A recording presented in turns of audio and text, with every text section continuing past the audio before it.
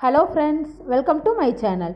இன்றைக்கி நம்ம சேனலில் என்ன வீடியோ பார்க்க போகிறோம் அப்படின்னா, பன்னீரை வச்சு ஒரு டிஃப்ரெண்ட்டான ரெசிபி பன்னீர் குர்ச்சன் எப்படி செய்கிறதுன்னு பார்க்கலாம். வாங்க வீடியோக்குள்ளே போகலாம். ஃபஸ்ட்டு ஒரு வானல் எடுத்துக்கோங்க. அதில் 4 ஸ்பூன் ஆயில் சேர்த்துக்கோங்க. நல்லா எண்ணெய் சூடாகட்டும்.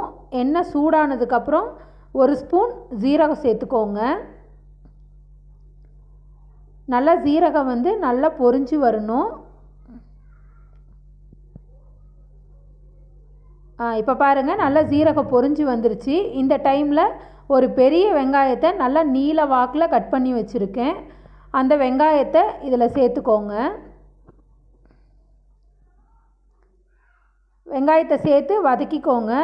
கூடவே 1 ஸ்பூன் இஞ்சி பூண்டு பேஸ்ட்டு சேர்த்துக்கோங்க. இப்போ நல்லா இஞ்சி பூண்டு பேஸ்ட்டோட பச்சை வாசனை போகணும். ப்ளஸ் வெங்காயம் நல்லா பொன்னிறமாக வதங்கணும். அந்த அளவுக்கு நல்லா வதக்கி விட்டுக்கோங்க. இப்போ 2 பெரிய தக்காளியை நீல வாக்கில் கட் பண்ணி வச்சுருக்கேன். அதை சேர்த்துக்கோங்க. தக்காளி ரொம்ப நேரம் வதங்கணும்னு கிடையாது. ஸோ ஓரளவுக்கு வதக்கிக்கோங்க. இப்போ இது 2க்கும் தேவையான அளவு உப்பு சேர்த்து நல்லா வதக்கி விட்டுக்கோங்க.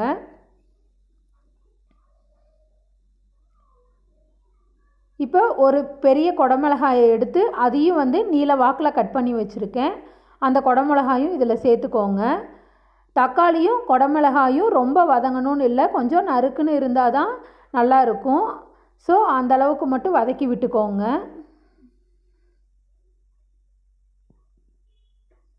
இப்போ பாருங்கள், இந்த அளவுக்கு வதங்கினதுக்கப்புறம் மசாலா தூள்லாம் சேர்த்துக்கலாம். 1 ஸ்பூன் வரமிளகாத்தூள் சேர்த்துருக்கேன். 1/2 ஸ்பூன் மல்லித்தூள் சேர்த்துக்கோங்க. 1/2 ஸ்பூன் நான் கரம் மசாலா சேர்த்துருக்கேன். இப்போ சேர்த்து நல்லா வதக்கி விட்டுக்கோங்க. நல்லா மசாலாலாம் பச்சை வாசனை போகிற வரைக்கும் நல்லா வதக்கி விட்டுக்கோங்க. இப்போ கொஞ்சமாக மஞ்சள் தூள் சேர்த்து நல்லா வதக்கி விட்டுக்கோங்க. குடமிளகா ரொம்ப குக் ஆகணும்னு அவசியம் இல்லை. இதுக்கு கொஞ்சம் அரைவாசி குக்காக இருந்தால் தான் நல்லா இருக்கும். இப்போ பாருங்கள், நல்லா இந்த அளவுக்கு வதக்கி விட்டுக்கோங்க. இப்போ பன்னீரை குட்டி குட்டியாக க்யூப்ஸ் மாதிரி கட் பண்ணி வச்சுருக்கேன். அந்த பன்னீரையும் இதில் சேர்த்துக்கோங்க. இப்போ கிளறும் போது பன்னீர் உடையாமல் நல்லா கிளறி விடுங்க, பார்த்து கேர்ஃபுல்லாக.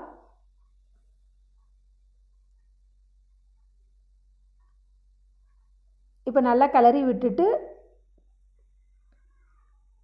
இதுக்கு ஒரு கொஞ்சமாக ஒரு 1/4 டம்ளர் தண்ணி சேர்த்துக்கோங்க. தண்ணி சேர்த்து ஒரு 5 நிமிஷம் கொதிக்க விடுங்க.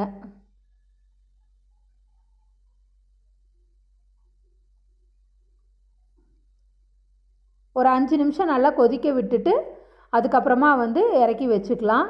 வேணும்னா கடைசீட்டில் மல்லித்தலை தூவி கூட இறக்கிக்கலாம். பாருங்கள், நல்லா கொதிச்சிருச்சு. 5 நிமிஷம் நல்லா கொதிச்சிருச்சு. ஒரு சூப்பரான சைட் டிஷ் சப்பாத்திக்கு பூரிக்கு ரெடி ஆகிடுச்சு. இந்த பன்னீர் குர்ச்சன் ரெசிபி ஒரு டிஃப்ரெண்ட்டான ரெசிபி. இதை நீங்கள் வீட்டில் ட்ரை பண்ணி பாருங்கள். ட்ரை பண்ணி பார்த்துட்டு எப்படி இருந்ததுன்னு கமெண்ட் பண்ணுங்கள். இந்த வீடியோ பிடிச்சிருந்ததுன்னா லைக் பண்ணுங்கள், ஷேர் பண்ணுங்கள், மறக்காமல் சப்ஸ்கிரைப் பண்ணிக்கோங்க. Thank you friends.